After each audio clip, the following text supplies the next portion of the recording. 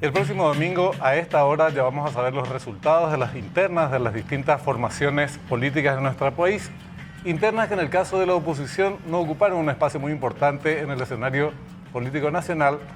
Sí, en el caso de los colorados fue muy intensa la campaña y estuvo precedida por una actitud, un proceder muy hostil, bélico, si se quiere, por parte del gobierno que en todo momento buscó incluso sacar de la cancha a sus adversarios.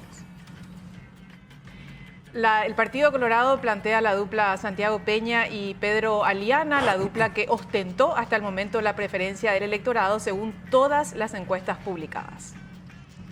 ¿Qué tal? ¿Cómo están? Tengan ustedes muy buenas noches. Bienvenidos a este nuevo capítulo de Fuego Cruzado. ¿Qué tal, Sara? ¿Cómo estás? ¿Cómo te va, Benjamín Ramón?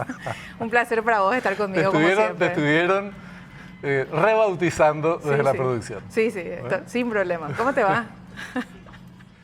Santiago Peña, candidato a presidente de la NR. Buenas noches, gracias por estar con nosotros. Muy buenas noches, Benjamín, Cintia, a la audiencia de GEN. Muy contento de estar acá y bueno, en este programa compartiendo contigo, Cintia, claramente una mejora sustancial. No. ¿Vos querés que yo me quede sin trabajo? No, pero es para iniciar de manera cordial, como se debe, una charla política.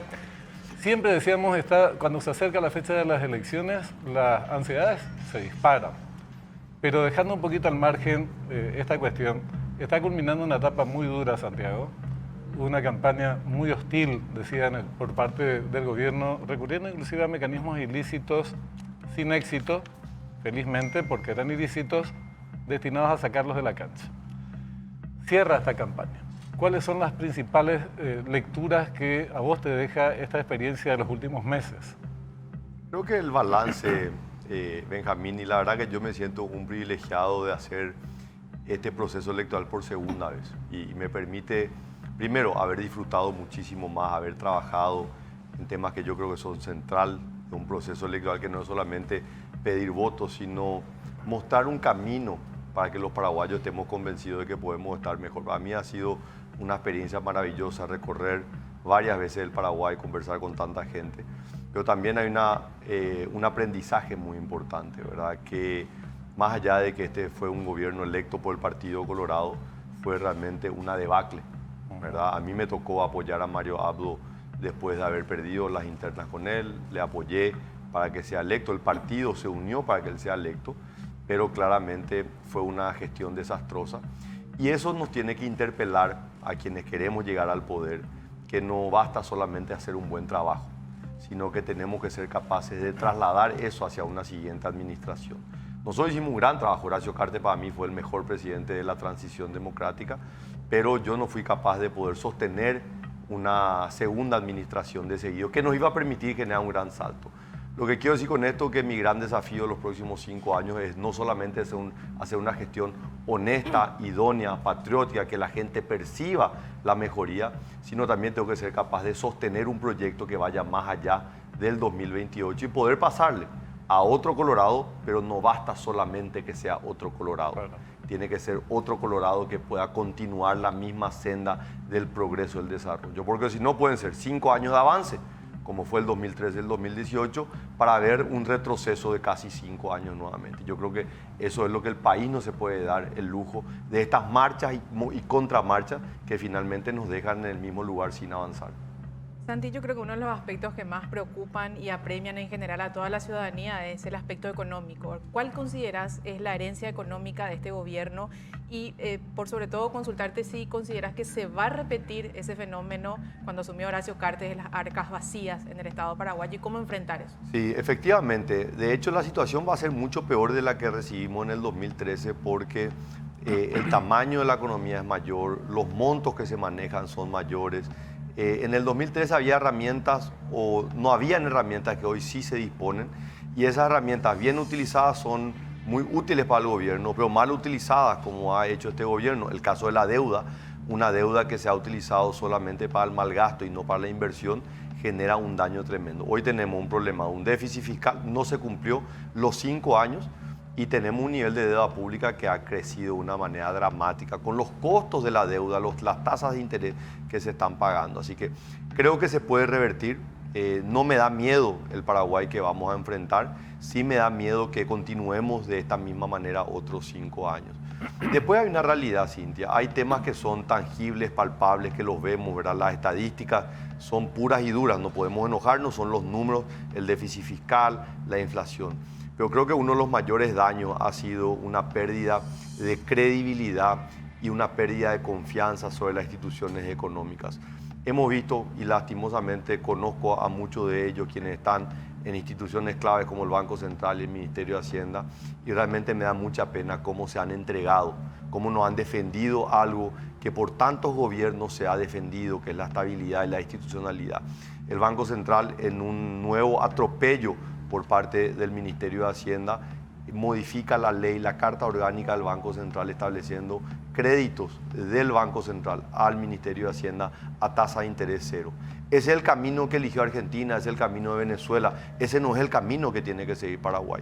Eso ya hubo en el pasado intentos por parte del Ministerio de Hacienda, obviamente no durante mi mandato, pero sí en otras administraciones, y a mí me tocó como director del Banco Central defender eso a capa y espada, que es justamente la piedra angular de la estabilidad monetaria que tiene el Paraguay. Y nosotros hablábamos hace varios meses de la pérdida de independencia por parte del Banco Central. Hoy tenemos 2 funcionarios del Ministerio de Hacienda dentro del directorio. Hay una directora que también ha renunciado, no sabemos cuál es el motivo, una gran profesional, María Fernanda Carrón. No sabemos realmente qué va a hacer el gobierno, quién va a ser el próximo director del Banco Central, pero lastimosamente el retroceso sobre los temas que podemos ver, pero también hay temas que la ciudadanía no percibe, pero quienes conocemos el funcionamiento económico de la República del Paraguay sabemos del daño que está dejando el gobierno de Mario Abdo Benítez. Sí, iban a haber temas incluso de agenda bilateral de mucha relevancia como Itaipú, que también el nuevo gobierno va a recibir en condiciones muy desfavorables porque va a estar muy avanzado el retroceso de los intereses paraguayos en la binacional. Entonces, vas a recibir un gobierno, en el caso de que se confirme tu candidatura, que todos los indicadores muestran esa preferencia de los colorados y después se reconfirme en las elecciones generales, un país en una situación bastante más complicada, inclusive por factores externos, un mundo también bastante más problemático. Y la gente espera resultados o respuestas muy concretas en relación a su vida cotidiana, a los problemas de la cotidianidad. Trabajo, salarios bajos, no le alcanza para llegar a fin de mes, todo el tema de la pobreza. Entonces, en ese terreno, ¿cuáles serían las prioridades, Santiago? ¿Qué es lo que vos le proponés a los electores colorados para que te lleguen al 30 de principalmente, abril? Benjamín, recuperar liderazgo, tanto en la política interna como en la política externa. Si hay algo que ha caracterizado, y esto ha sido mi evaluación desde el día que asumió Mario Abdo y conformó el equipo, y uno se daba cuenta a qué iba a disputar, qué torneo, qué tipo de resultados uno podía disputar o esperar del equipo que planteaba Mario Abdo. Y claramente era un equipo que no iba a poder ni siquiera mantener el nivel que tenía, era el descenso. Y yo creo que hemos descendido en todos los ámbitos. En la política interna, con una desastrosa gestión en el campo económico, con consecuencias en el plano social, en empleo, en pobreza que ha aumentado de manera dramática. Y también una falta de liderazgo a nivel internacional. Han habido 5 ministros de Relaciones Exteriores. Obviamente Paraguay no tiene ninguna agenda a nivel internacional. A mí me tocó trabajar con Eladio Loizaga, era realmente un referente a nivel internacional. Paraguay era protagonista en la agenda internacional y estábamos en una situación, acordate que cuando asume Horacio Cartes en el 2013, Paraguay era un país que había sido sancionado del Mercosur y rápidamente tomamos un protagonismo en la agenda internacional que hoy lastimosamente se ha perdido y no somos números, Benjamín y Cintia, esa es la realidad, no somos números. Hoy hay debates demasiado importantes, en el Mercosur se estuvo discutiendo en estas últimas semanas esta posición por parte de Uruguay de querer negociar bilateralmente por fuera del Mercosur. Así que bueno, yo estoy muy entusiasmado de lo que se puede conseguir, de que la voz de Paraguay pueda ser una voz escuchada y respetada a nivel internacional, dentro de nuestros pares, dentro del Mercosur, pero también por fuera del bloque comercial que estamos en la región. Así que creo que el tema central es el liderazgo, tener ideas claras, tener protagonismo en esa agenda. Y por supuesto en el campo económico yo he hecho de la generación de empleo un tema central, ¿verdad? Yo creo que hoy la gran pandemia que estamos sufriendo es la falta de empleo. La falta de empleo con su contracara, que es la inseguridad. No hay prácticamente ciudad en el Paraguay que hoy no esté sufriendo los embates de la inseguridad, esa contracara de la falta de empleo muchas veces. Santi, ese escenario económico que vos describís es dramático en el sentido de que tu margen de maniobra se va a reducir enormemente en el caso que llegues a la presidencia. En tu discurso vos planteas dos cuestiones muy concretas, ¿no? Subir impuestos y crear 500.000 fuentes de trabajo. Para mí la pregunta es, ¿cómo en ese escenario en el que vas a estar probablemente? Ya, Cintia, el Estado tiene todas las herramientas. O sea, el Estado que obviamente se beneficia de la experiencia de otros países, de experiencias exitosas, de fracasos. Paraguay, nosotros habíamos trazado ya una hoja de ruta a largo plazo. ¿Cuál es la política de Estado que tiene que implementar Paraguay? ¿Y cuál es el Paraguay que no deberíamos imaginar, verdad? Teníamos muy claro hacia dónde queríamos ir. Queríamos ir hacia un país donde Paraguay desarrollaba un potencial agroindustrial, la utilización de la energía eléctrica, el beneficio de la ubicación geográfica, herramientas tributarias. Una es la ley de Maquila, la otra es la ley 6090, un régimen tributario atractivo, leyes laborales atractivas. Modernizamos prácticamente todo lo que era el funcionamiento legal de las instituciones económicas, Banco Central, ley de bancos, la Carta Orgánica del Banco Nacional de Fomento. O sea, tenemos herramientas que lastimosamente este gobierno no las ha utilizado y yo pretendo utilizarlas a partir del 15 de agosto del próximo año. Entonces, ¿de dónde va a venir? Primero que nada, una apuesta muy fuerte a la utilización de las herramientas que tiene el Paraguay. Financiamiento a largo plazo a través de la Banca Pública de Desarrollo, Agencia Financiera de Desarrollo, Banco Nacional de Fomento. También el apoyo a los pequeños productores a través de herramientas como el crédito agrícola, habilitación. Y vos decís, Santi, pero está ahí, sí está ahí. Pero la persona que puso este gobierno, no le quiero ni hablar de quién es. Una persona que hoy está con demandas en el plano privado, ¿verdad? Por empresas que han fracasado. O sea, realmente un desastre y simplemente responde a un cupo político de un referente de este gobierno. Entonces, obviamente, nadie tiene en su interés en este gobierno a ver cómo mejorar la gestión. Entonces, la institución va a ser la misma, pero los jugadores van a ser totalmente diferentes. Van a ser jugadores que van a estar orientados a resultados, la generación de empleo. Lo mismo pasa al Ministerio del Trabajo. O sea, nosotros tenemos una ministra del Trabajo que está hace 2 años haciendo campaña política. O sea, como todo el gabinete la casi. Asociación Nacional Republicana del Partido Colorado consigue más empleo que el mismo Ministerio de Empleo, genera más capacitación. Entonces, lo que nosotros tenemos que hacer es que las instituciones del Estado estén al servicio de la gente y no al servicio del ministro o del actor político que quiere posicionarse para acceder a un cargo electoral. Así que creo que por ese lado, no te quiero decir que es fácil, pero no me asusta el desafío, ¿verdad? En realidad, si nosotros nos ponemos a pensar, Cintia, estos 5 años han sido de un estancamiento económico. Entonces la vara para hacer crecer una vara muy baja. Nosotros decíamos en el 2018, ojalá Mario Abdo pueda hacer mejor trabajo que el que hicimos nosotros, porque estábamos seguros que la vara estaba muy alta. No lo hizo, la vara ha bajado. Entonces mejorar a partir de ahora, te puedo asegurar, una economía que no ha crecido 5 años. Yo estoy convencido de que voy a hacer crecer la economía paraguaya y eso va a sentir el ciudadano en su bolsillo y en la mesa con comida todos los días. Vamos a seguir con esto, obviamente, porque la gente quiere saber que aquel candidato que le represente, en el caso de llegar a la presidencia, va a hacer determinadas cuestiones. Pero está este primer capítulo que son las internas. Y se da en el marco de una campaña, o estuvo precedida, como señalábamos al arranque, por una campaña muy, muy violenta por parte del Ejecutivo. Leíamos, te escuchábamos ayer en un discurso en Villarrica, decir que el gobierno hizo de todo, estuvo dispuesto a todo para perjudicar la campaña electoral. Y la pregunta es, ¿ese todo incluye incluso la posibilidad de que el fantasma del 92 se reproduzca en estas elecciones? Pueden suceder mecanismos, o puede pretender el gobierno implementar mecanismos tramposos, porque esta es una preocupación que está en el ambiente. Hay una concertación que dice vale todo contra el cartismo, inclusive la trampa. ¿Ustedes toman este tema como una hipótesis seria a la que hay que responder y tomar todas las precauciones debidas? Por supuesto, Benjamín, y lo venimos trabajando hace meses, ¿verdad? Justamente porque nos damos cuenta que este gobierno, ¿verdad?, que ha hecho una pésima gestión, no va a poder llegar a un cargo a través del voto popular. Los números de Mario Abdo son pésimos, es la peor imagen de todos los presidentes en la historia de la transición democrática.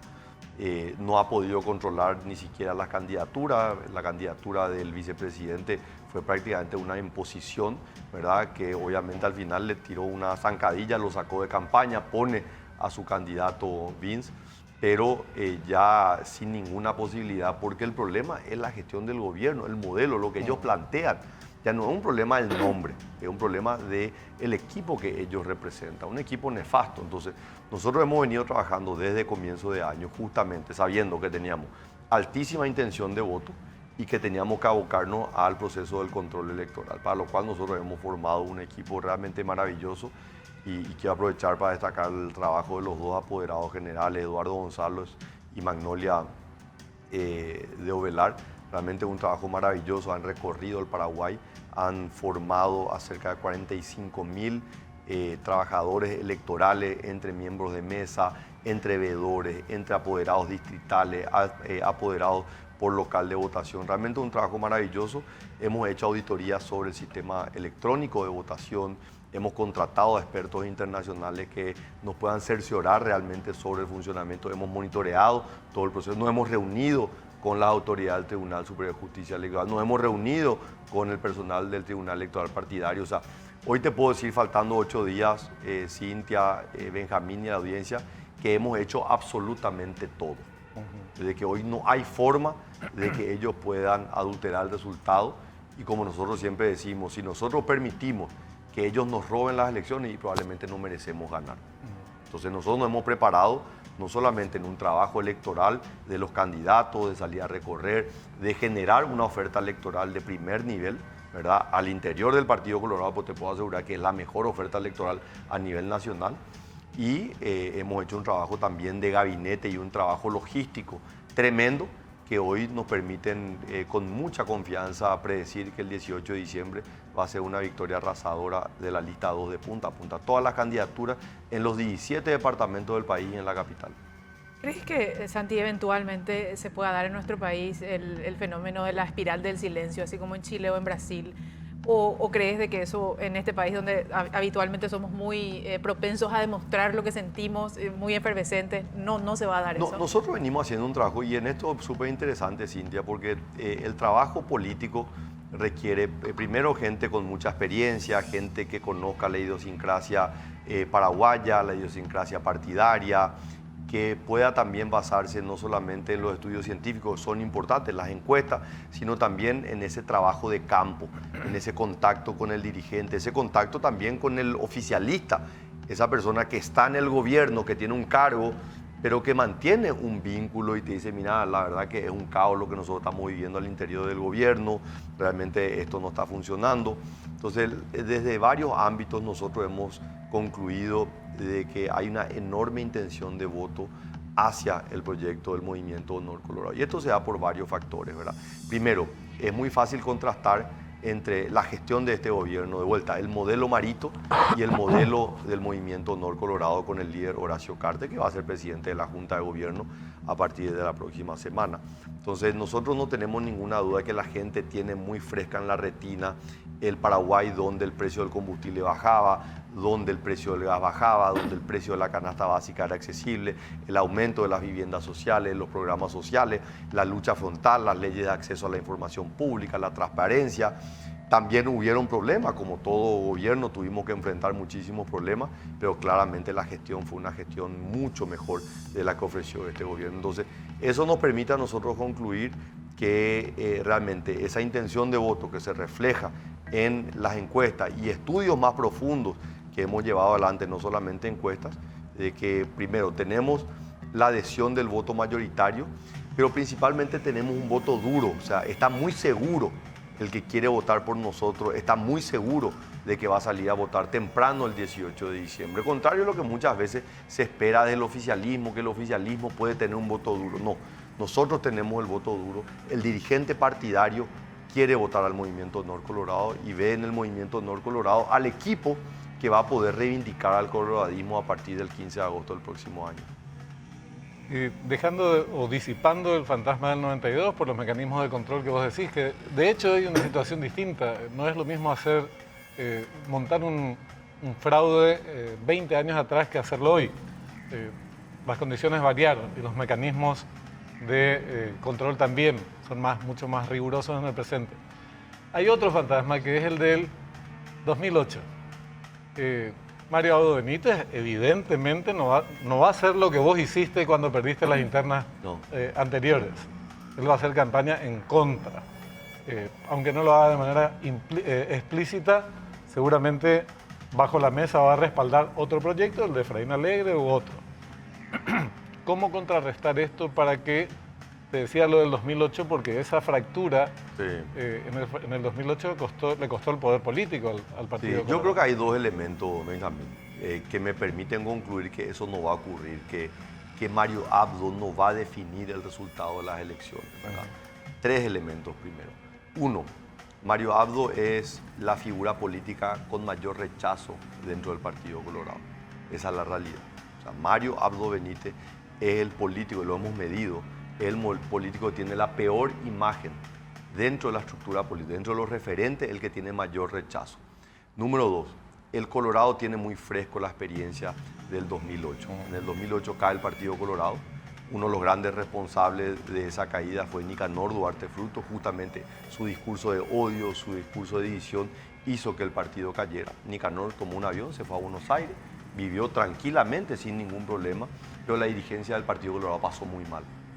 Sufrió la persecución, sufrió la pérdida del poder. Pieza clave de este gobierno. Entonces, claramente ellos dicen, nosotros no nos vamos a ir atrás de alguna aventura trasnochada de un Mario Abdo, que primero la gente no le quiere y segundo no tiene ningún liderazgo para poder arrastrar a nadie. Y después va a decir la gente, si gana Efraín porque le apoyó Marito, sí, Marito va a estar bien, pero nosotros los colorados vamos a ser perseguidos, ¿verdad? Porque saben de la experiencia del 2008 cómo fueron perseguidos. Y el tercer elemento, o sea, el número uno, la pésima imagen de Mario. El número dos, la memoria del dirigente colorado de la pérdida del 2008. Y el número tres es que este nuevo sistema electoral de voto preferencial hace que todos los candidatos tengan que luchar en este segundo tiempo, después del 18, por sus propias candidaturas. Y va a ser muy difícil que un candidato a diputado, al Senado, vaya a pedir votos para él dentro de la lista 1, pero no pida para el presidente de la República. ¿Por qué esto es diferente al proceso anterior? Porque después de las internas se convierte en lista 1 y es un mix, una mezcla de candidatos de los dos movimientos. Y por el sistema de listas bloqueadas sabía que el Partido Colorado iba a meter 17 senadores. Entonces, obviamente, los primeros 17 no tenían que trabajar porque iban a entrar. Y los otros, a partir del 18 hasta el 45, probablemente tampoco trabajaban porque no había ninguna posibilidad de que puedan ingresar. Hoy es diferente. Hoy el número 45 tiene las mismas chances de ingresar al Senado que el número 1. Entonces tiene la motivación de salir a trabajar y tiene que trabajar sobre la figura del Partido Colorado y la lista 1, obviamente desde el presidente de la República para abajo. Así que yo creo que ese proceso de unidad se va a dar con mayor fuerza de lo que se dio en otros años. Algunos candidatos de la Concertación, Santiago, juegan con el lema de trae tu voto. Existe hoy la posibilidad de que un afiliado colorado vote en la Concertación por las opciones presidenciales. ¿Crees que ese fenómeno se puede dar de forma relativamente importante? ¿Y qué le dirías a ese indeciso, al colorado indeciso hoy? Yo le diría que aquel que está afiliado al Partido Colorado, que elija dentro de su partido. El Partido Colorado, con 2.600.000 afiliados, es la muestra más representativa del Paraguay. Yo siempre digo, o sea, esto es único en el mundo. Más del 50% del electorado nacional está afiliado al Partido Colorado. Más de 500.000 colorados nuevos se han afiliado en los últimos 5 años bajo la presidencia de Pedro Aliana.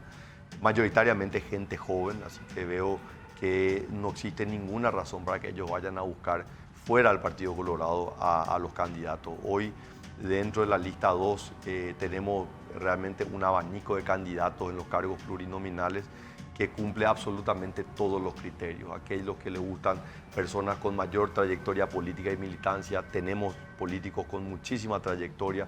Aquellos que les gustan perfiles renovados, más nuevos, tenemos también figuras desde diferentes ámbitos, desde el campo militar, desde el campo judicial, desde el campo policial, desde el campo académico, de la cultura, empresarial. Realmente es un abanico muy amplio de gente joven y gente también con mucha experiencia. Así que creo que el Partido Colorado y los números, nosotros barajamos una participación cercana al 60%. O sea, estamos hablando de que van a haber probablemente 1,5 millones de colorados votando el 18 de diciembre.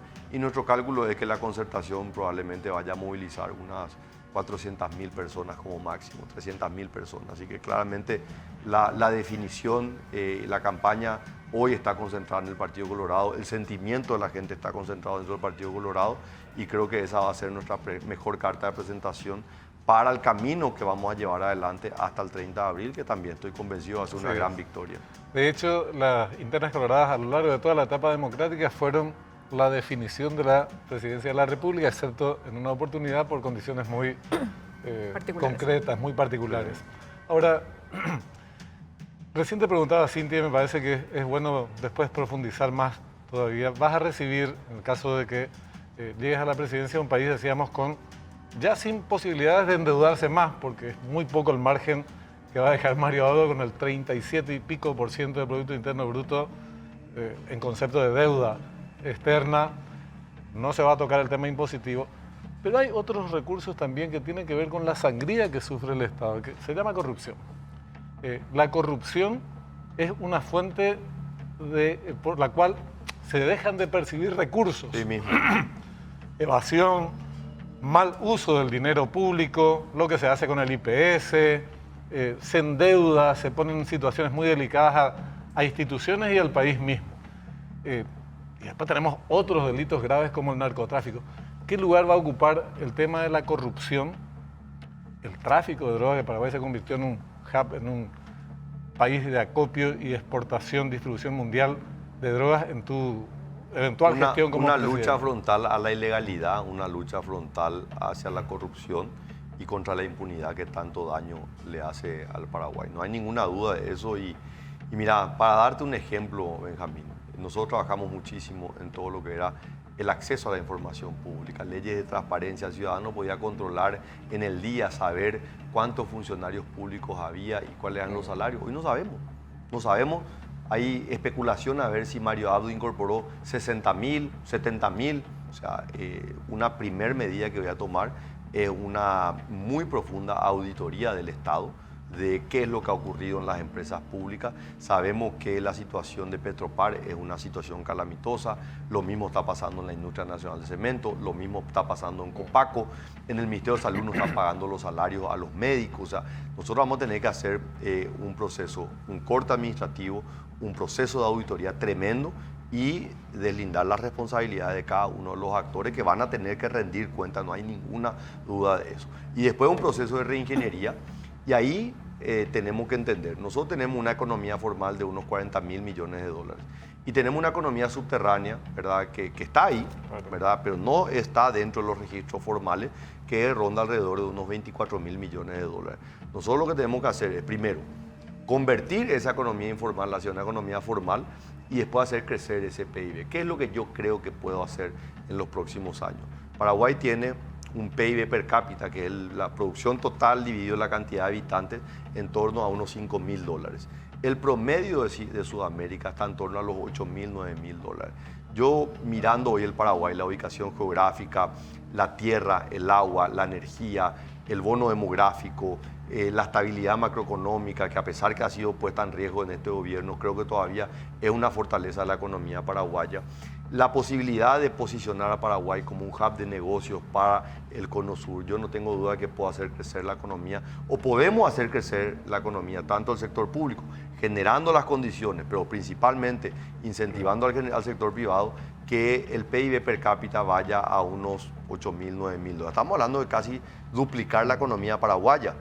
Si duplicamos la economía paraguaya sin tocar la tasa de los impuestos, quiere decir que vamos a tener el doble de impuestos de lo que hoy estamos cubriendo. ¿Para qué? Primero, eliminar el déficit fiscal. Segundo, aumentar la inversión en infraestructura, en educación, en salud y en seguridad, que son los servicios públicos por excelencia. Y hoy la ciudadanía está a gritos pidiendo tener mejores servicios públicos. Santiago Peña, gracias por acompañarnos esta noche en Fuego Cruzado. Muchas gracias, Cintia, Benjamín, y un saludo muy para la amable audiencia. Vamos a la pausa, enseguida estamos con un segundo bloque también de mucha actualidad. Ya volvemos.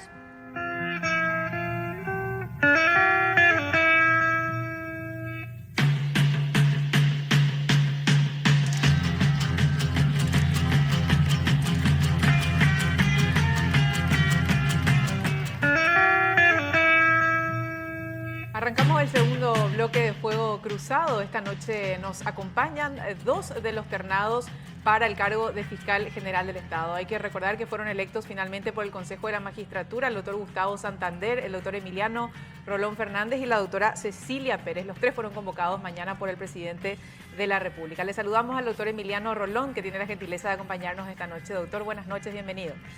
Muy buenas noches a ti, a tu audiencia, también a Benjamín.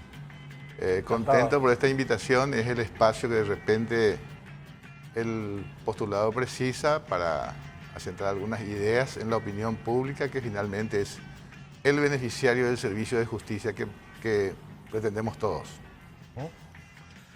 Sorprendió un tanto la integración de la terna, pero sorprendió en el sentido positivo de la palabra.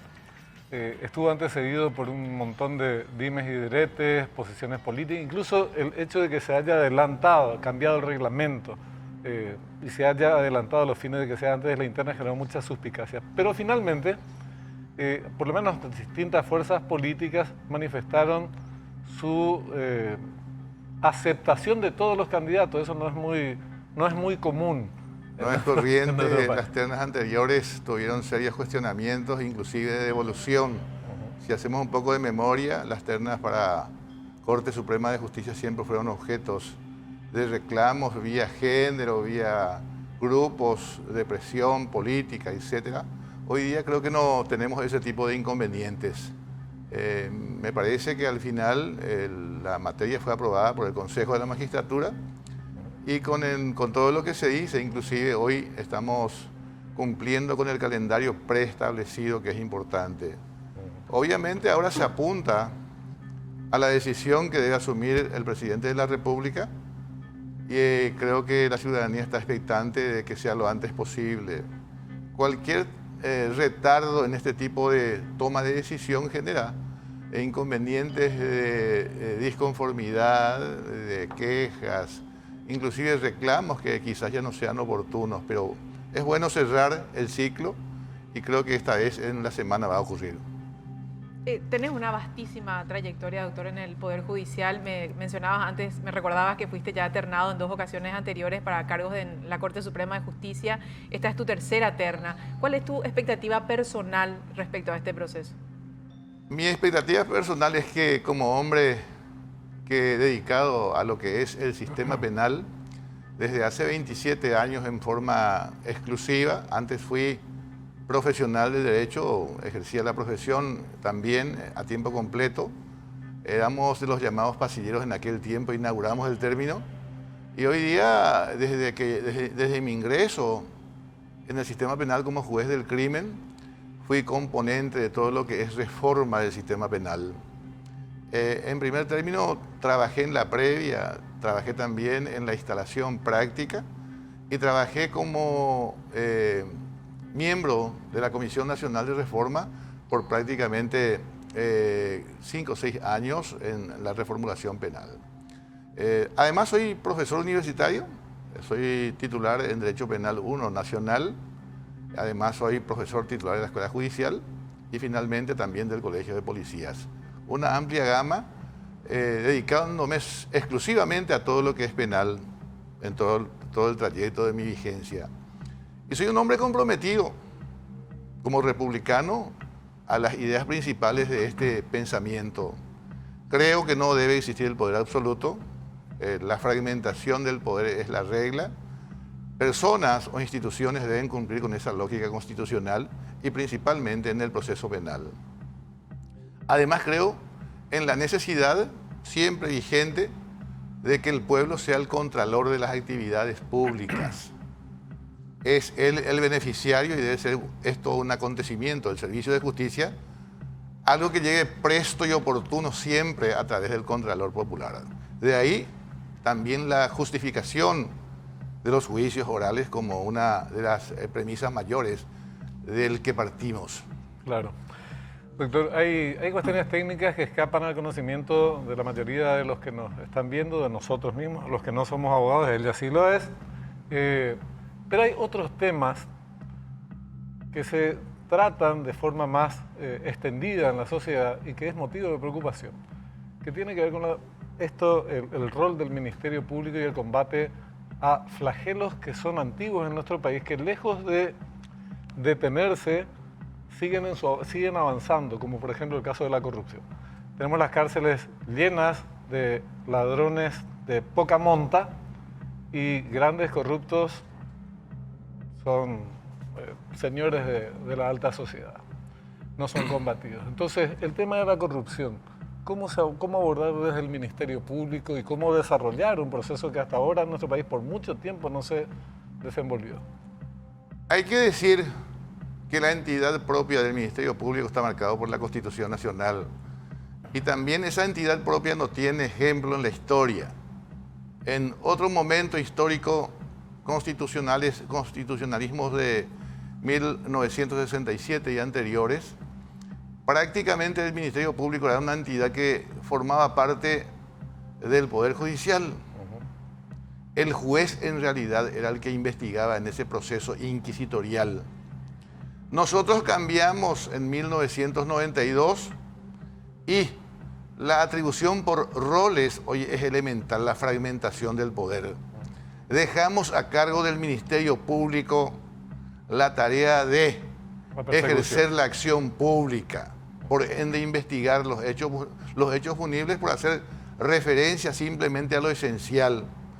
A la sociedad le interesa el ius puniendi, el ejercicio de la sanción penal. La base, el inicio de todo, justamente está en la función, en la misión del Ministerio Público. La investigación criminal es elemental, se le asigna un espacio-tiempo importante, solamente limitado por la prescripción para cada tipo legal. Luego, en la etapa preparatoria, 6 meses y también prorrogables, para que justamente este ente nuevo en naturaleza jurídica forme el caso penalmente relevante. La investigación es elemental para que lleguemos o llevemos como Ministerio Público al juez la convicción en grado de certeza. Y eso ocurre recién al término del acto procesal de enjuiciamiento público. Hoy tenemos prácticamente 30 años, a 30 y un poco más de la vigencia constitucional y a 22 años del sistema penal, todavía deficiencias notorias. El qué pasó, quién lo hizo, cómo, cuándo, dónde, por qué, nombre de la víctima, el autor del hecho punible, etc. Son incógnitas que deben develarse en los primeros tiempos. Y luego las evidencias podrán ser contrastadas y sustentar con ello las diferentes actuaciones en las diversas etapas del proceso. Evidentemente, el puntapié inicial, por utilizar los términos hoy en boga por el Mundial, está a cargo del Ministerio Público. Y si esa investigación es deficiente, probablemente el caso va a terminar en el paraíso, con el sobreseimiento, etc. Y son cuestiones que hay que utilizar como punto de partida. La corrupción es un acontecimiento que permea no solamente los tejidos sociales, eso no es ningún invento. También al Ministerio Público, si ustedes hacen un recuento rápido de las posiciones asumidas por agentes fiscales que estaban postulados al tema, yo no escuché una voz benevolente hacia la institución. Por el contrario, afirmaban que precisamente la pérdida de confiabilidad se debía a los compartimientos estancos, a los problemas que hay en todo lo que es una institución grande. Evidentemente, ordenar la casa es el punto de partida. ¿Cómo se ordena? Primero que nada, utilizando las herramientas que hoy tiene la propia ley orgánica, que aunque deficitaria, presenta algunas alternativas interesantes. Por ejemplo, la actividad de una inspectoría general no conocemos y debería ser la entidad que se encargue de los asuntos internos de la institución. Está arreglado, está en la Carta Orgánica. Sin embargo, lo utilizamos enteramente como cuestión voluntaria del fiscal general. El Consejo Asesor es otra entidad que debería apoyar la tarea direccional del fiscal general. Y fíjense, hay un tribunal de disciplina encargada de aplicar sanciones menores cuando la inconducta fuere delictiva. Yo lanzo un poco al aire. No conocimos jamás el funcionamiento práctico de estas reparticiones de apoyo. Evidentemente, cuando no hay control, finalmente el fiscal general no es una persona omnipresente, no podía estar en todos los sitios, tendría que valerse de estas herramientas internas y crear otras para que justamente institucionalmente funcione. Nuestro país tiene el grave déficit que nadie define nada y no funciona como institución. Mi reclamo siempre es ordenar como punto de partida la casa para, a continuación, una vez reglado, tener una visión de conjunto y tomar las determinaciones que hacen a la corrupción, a la lucha contra el crimen organizado, el narcotráfico, etcétera, crímenes transnacionales, que son hoy el flagelo de la sociedad, no solamente nacional, sino también en los regímenes de convivencia internacional. Interrumpo un rato, doctor, porque nos acompaña también en línea el doctor Gustavo Santander, otro de los ternados para la Fiscalía General del Estado. Quiero aclarar también, Benjamín, que la invitamos a la doctora Cecilia Pérez, pero se excusó lastimosamente por un compromiso particular de estar esta noche con nosotros. Doctor Santander, ¿cómo está? Buenas noches, gracias por su tiempo. Buenas noches a la audiencia, buenas noches a los conductores y también al colega doctor Emiliano Roque. Doctor, mañana es un día importante en el marco de este proceso de selección, como mencionábamos hace rato, pese a las críticas que hubo o que antecedieron, mejor dicho, a la definición de esta terna. Finalmente es como que tuvo un visto bueno por parte de distintos sectores la integración por parte de ustedes tres finalmente. Mañana son recibidos por el presidente de la República. ¿Cuál es tu expectativa personal en el marco de la etapa final de este proceso, doctor? Bueno, creo que fui uno de los primeros que pidió tanto al presidente como a los senadores, en todo caso, que si pasa mi nombre, ¿verdad?, de que sea escuchado. O sea, yo necesito que las autoridades que van a tomar la decisión me escuchen a fin de que yo pueda explicarle las dudas que ellos puedan tener sobre mí y también sobre mi visión del Ministerio Público, los planes que tengo inmediatamente, ¿verdad?, y también a largo plazo. Entonces, es una oportunidad que considero es importante. Creo que es la primera vez que así una autoridad que va a tomar una decisión le recibe a los ternados. No, yo no recuerdo antes, y bueno, eso es un paso importante, así como fue un paso importante también en el Consejo de la Magistratura de que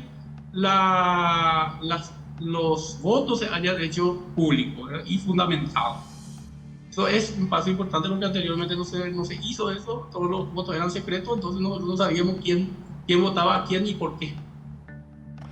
Doctor, yo quisiera preguntarle a ambos, en realidad, arrancando con usted, para que entiendan los que nos están viendo, nosotros todos, cuáles serían las prioridades, 2 o 3 de manera muy sucinta, en las que tendría que abocarse, centrar sus labores el próximo fiscal general una vez que culmine su mandato la actual fiscal Sandra Quiñones.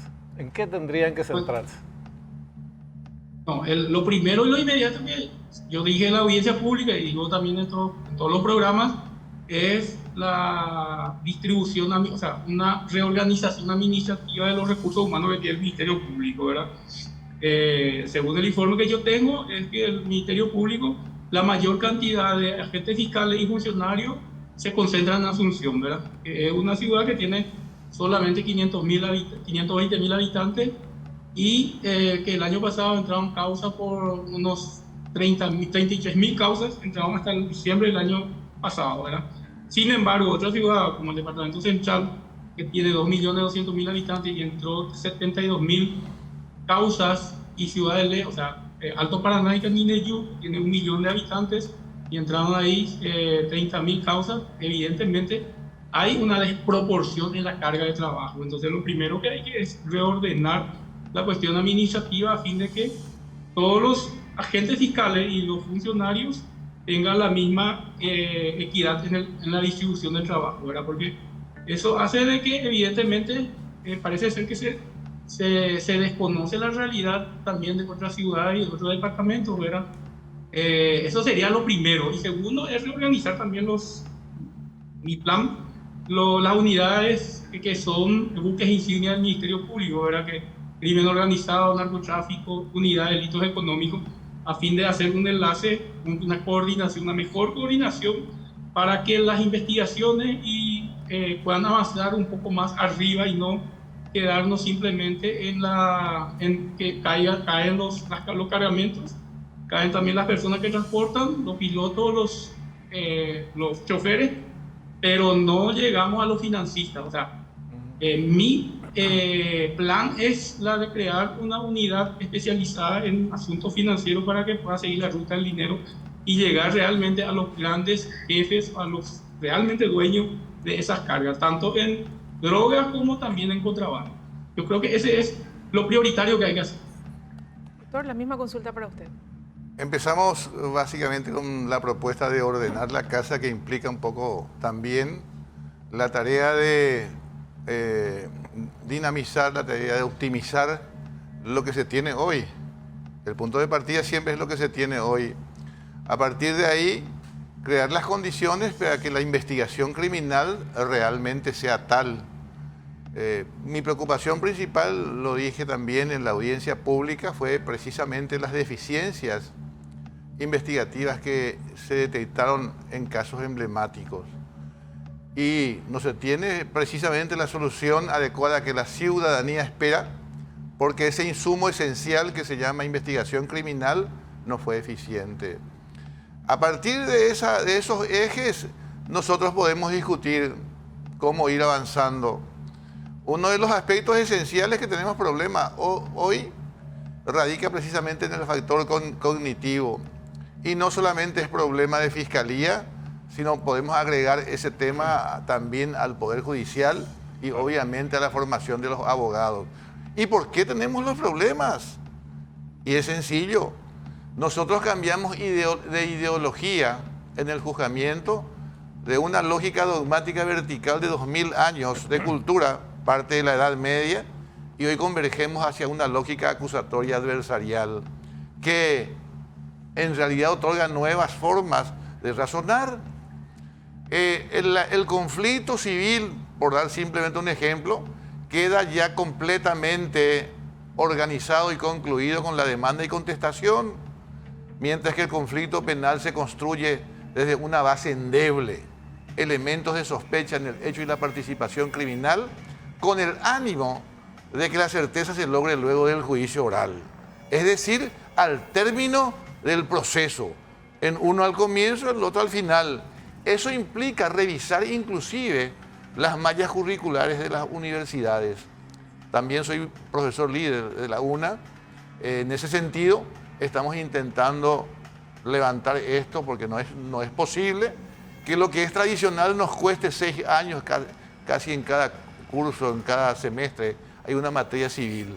Sin embargo, en lo penal tenemos penal 1 y 2, 6 meses, son solamente 1 año, y procesal penal 6 meses. Los 6 meses en realidad son tiempos exclusivamente cortos porque lo utilizado realmente serían 3 meses. Y es imposible con esos insumos lanzar profesionales de fuste en una lógica acusatoria adversarial.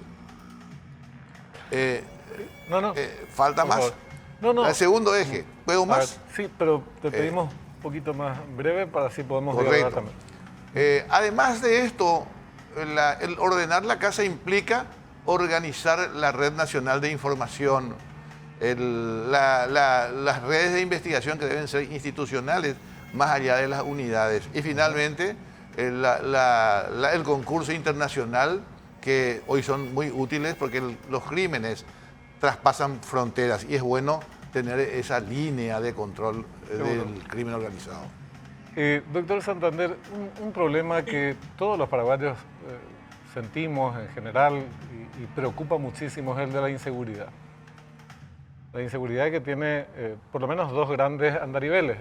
El del que genera el malandro, el ladrón, caballo loco, ese que sufre de la gente que le roban la ropa de la piola de su casa, donde está colgada, la garrafa de gas y el cuchillazo por el teléfono celular.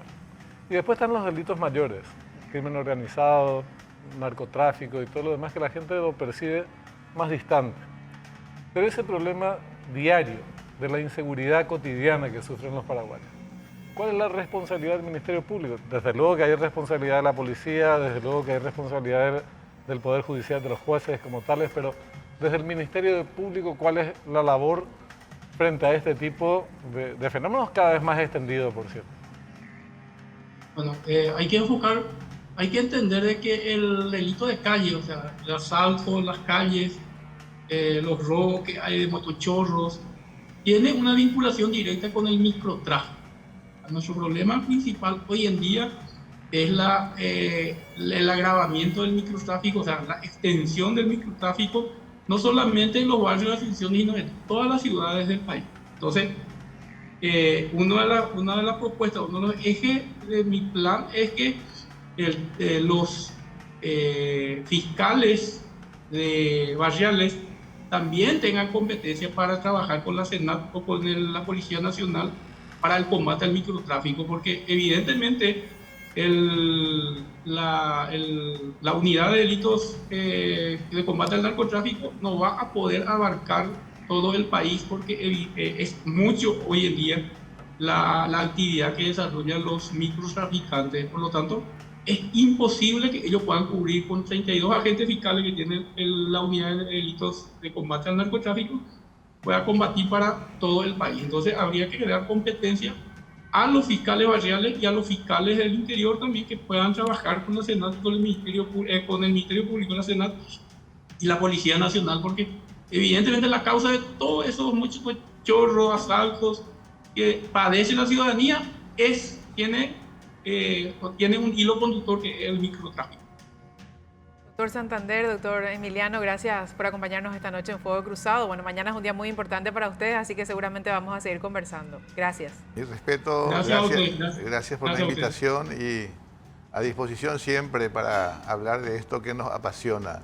El derecho penal, el sistema penal, para nosotros nuevo, prácticamente 22 años de vigencia real, precisa de avances. Al avanzar, probablemente tendremos más condiciones de examinar la evolución de las instituciones, que es lo que queremos. Gracias, doctor. Gracias. Muchas gracias. Bueno, nosotros el domingo que viene no vamos a estar. ¿Por qué no vamos a estar? Vamos a estar, pero no con este formato de programa, porque son las internas de los partidos que vamos a tener una cobertura muy, muy amplia durante toda la jornada. Pero desde luego en estos espacios vamos a analizar el resultado de las internas y después los profundizaremos en próximos programas de Fuego Cruzado. Así es, señor. Un saludo también para todos nuestros oyentes de Universo 970 que nos acompañaron en esta transmisión. Nos reencontramos el próximo domingo en Fuego Cruzado. Buenas noches.